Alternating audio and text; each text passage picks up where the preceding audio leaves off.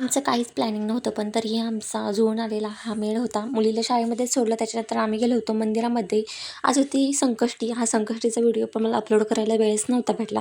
त्याच्यामुळे हा video me let upload करते. छान असं गणपती बाप्पांचं दर्शन घेतलं. त्याच्यानंतर तिथेच दत्ताचंही मंदिर होतं, तिथंही दर्शन घेतलं. घरी आलो, खूप जास्त ऊन लागत होतं. म्हटलं चला पहिल्यांदा थंड करून घेऊया आपलं डोकं. त्याच्यामुळे फालुदा खाऊन घेतला.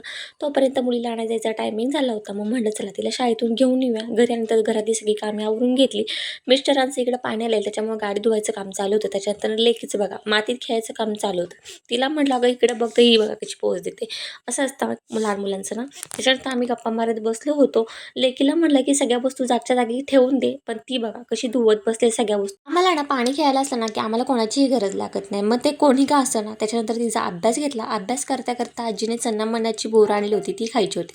इकडे खायचं काम चालू होतं, तोपर्यंत माझ्या साईडला स्वयंपाकाचं हे काम चालू होतं. मिस्टरांना बोलले की चला उशीर झाला, मला थोडीशी मदत करा. म्हणून माझ्या मिस्टरांनी पुऱ्यात राहून घेतल्या, मी बाकीची कामं करून घेतली. असा होता आजचा दिवस. कसा वाटला व्हिडिओ नक्की कमेंट करून सांगा. व्हिडिओ आवडल्यास लाईक शेअर सबस्क्राईब करायला अजिबात विसरू नका. तोपर्यंत बाय बाय.